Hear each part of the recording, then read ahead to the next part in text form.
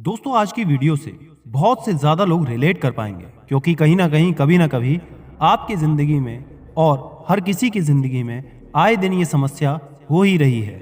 हम किसी न किसी एक विचार को, किसी एक थॉट को पकड़ करके बस सोचते रहते हैं और उसको अपने दिमाग में इतनी बार सोचते रहते हैं कि आसपास की दुनिया भी बेकार लगने लगती है। न केवल दुनिया बेकार लगने लगती है, हमारे दूसरों के साथ रिश्ते भी खराब होने लगते हैं। हम अपनी पर्सनल और प्रोफेशनल लाइफ में भी आगे नहीं बढ़ पाते और इसे कहते हैं ओवर थिंकिंग।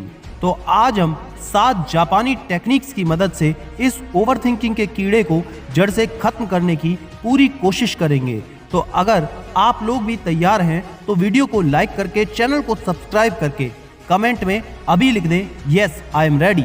क्योंकि दोस्त आज सच में अगर ये समस्या तुम्हारी सॉल्व हो गई ना तो जिंदगी 360 डिग्री से बदल जाएगी। Number 1, embrace the unavoidable.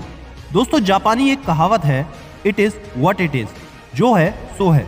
पिछले कई दशकों में बहुत सारी प्राकृतिक आपदाओं के बीच में खुद को एक डेवलप्ड नेशन के तौर पर स्थापित करने वाला जापान देश, जिसका लोहा आज अमेरिका और रूस जैसे देश भी मानते हैं, अगर आप इस देश की ज्योग्राफिकल लोकेशन को देखेंगे तो आप खुद पाएंगे कि यहाँ पर प्राकृतिक आपदाओं का आना लगभग तय ही है। लेकिन यहाँ के लोगों ने इतनी सारी दिक्कतों के बीच में रहने के बाद भी सिर्फ और सिर्फ अपनी प्रोग्रेस पर फोकस किया है, क्योंकि ये उस चीज पर ध्यान देते हैं जो इनके हाथ में है, जिसे ये कंट्रोल कर सकते हैं, ना कि उस पर जो इनके हाथ में नहीं है।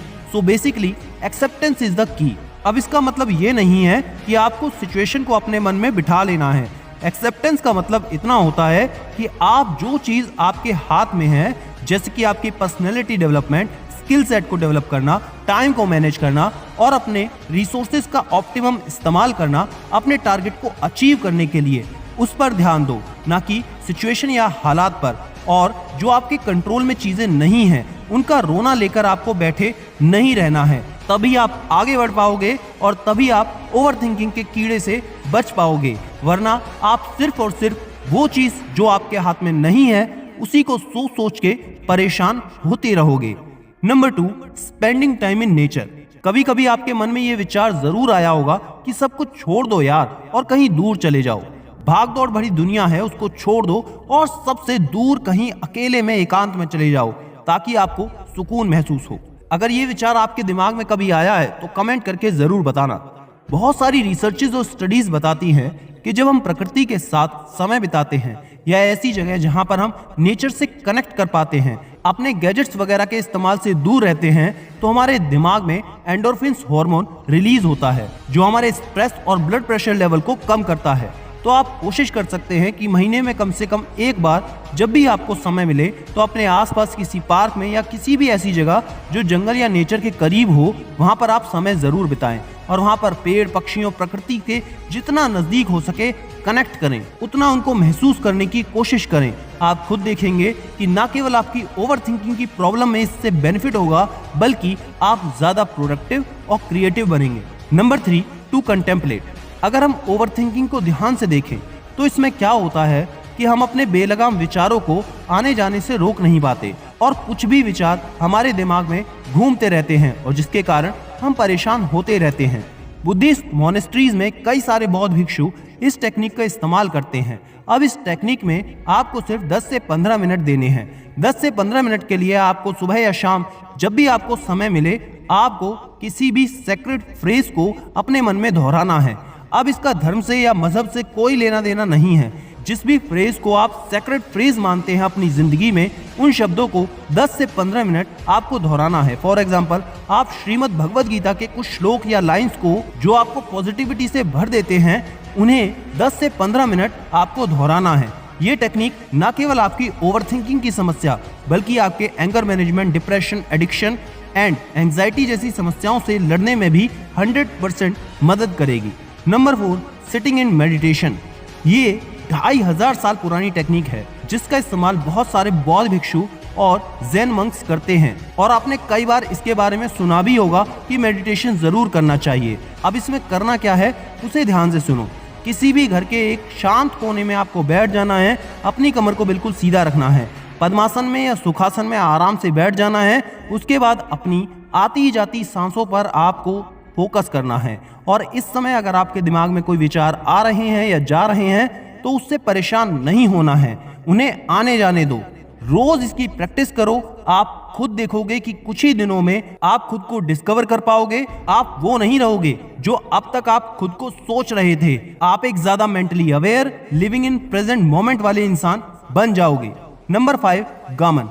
अगर हमारे देश में कोई बच्चा जिद करता है तो उसके माता पिता के द्वारा या तो उस जिद को पूरा कर दिया जाता है या फिर उसको डांट फटकार करके चुप करा दिया जाता है।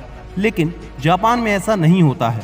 अगर कोई बच्चा जिद करता है तो उसे एक कोने में चुपचाप तब तक बैठे रहने दिया जाता है जब तक कि वो उस इमोशन से खुद को ओवरकम ना कर ले। यानी कि बचपन से ही जापानी लोग रेजिलियंस एंड सेल्फ एंड्योरेंस जैसी स्किल्स को अपनी जिंदगी में धीरे धीरे बढ़ाते हैं। और जब ये चीजें हमारी जिंदगी में नहीं होती और इंसान किसी भी नेगेटिव सिचुएशन में जब फंस जाता है तो वो लॉजिकल थिंकिंग की जगह इमोशनली सोचने लगता है और वहां पर उसके decisions most of the times गलत ही होते हैं। तो अब आप इसे अपनी जिंदगी में कैसे उतार सकते हैं? इसके लिए आपको हर दिन अपने काम को प्लान करना है। चाहे हालात कैसे भी हो, सिचुएशन कैसे भी क्यों ना हो, आपको अच्छा फील हो रहा हो या बुरा, आपने जो भी प्लान किया है, पूरे दिन के जो भी आपके काम हैं उनको आपको डे टू डे निपटाना है, आपको पूरा ही करना है। और जब आप इस चीज को रिलीजियसली फॉलो करने लगोगे तो आप धीरे धीरे ओवर थिंकिंग से दूर होते चले जाओगे। नंबर 6, वाबी साबी।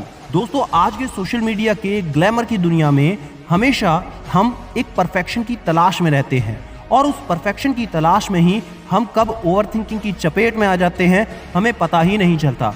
इस टेक्निक की प्रेरणा ज़ेन टीचिंग से ली गई है, जहां पर यह बताया जाता है कि जब प्रकृति खुद में ही इतनी इम्परफेक्ट है, एग्जाम्पल, किसी पक्षी के पास अच्छे रंग हैं तो अच्छी सूरत नहीं है, किसी के पास अच्छी सूरत है तो अच्छी बोली नहीं है, किसी के पास अच्छी बोली है तो अच्छा रंग नहीं है, तो हम क्यों अपनी जिंदगी में किसी कमी के कारण खुद को परेशान करते हैं या ज्यादा सोचते रहते हैं? अब इसका मतलब ये नहीं है कि हम जैसे हैं बस वैसे ही रह जाएं, बल्कि हमें अपनी जो स्ट्रेंथ है, हमारी जो खूबी है, उस पर इतना काम करना है, उसे इतना पॉलिश करना है कि हम अपनी कमी के साथ भी आसानी से जी सकें। नंबर 7 और सबसे इंपॉर्टेंट, फ्लावर अरेंजमेंट टेक्निक। इस टेक्निक में फूलों को अलग अलग शेप, कलर, टेक्सचर, लंबाई चौड़ाई के हिसाब से अलग अलग सीक्वेंस में अरेंज किया जाता है। अब आप कहोगे कि इसका ओवरथिंकिंग से क्या लेना देना? तो इस चीज को ध्यान से समझो।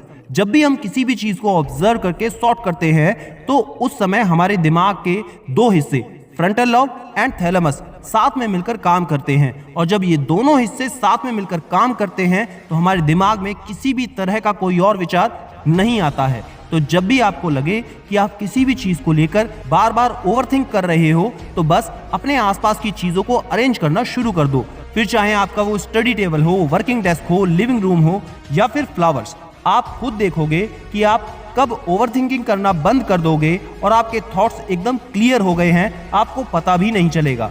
अब इसी बात पर वीडियो को एक लाइक तो बनता ही है। दोस्तों, ओवरथिंकिंग एक ऐसा बंधन है जिसमें फंस करके हम एक्शन लेना भी बंद कर देते हैं और बिना किसी एक्शन के हम अपनी जिंदगी में कभी भी सफल नहीं हो सकते। तो आप खुद में ऐसे कमजोर मत बनो और आगे बढ़ो। और याद रखना, मैं हूं सिद्धांत शर्मा, कोई है या नहीं, मैं हमेशा आपके साथ हूं। Be happy and stay motivated with सिडीमेनिया।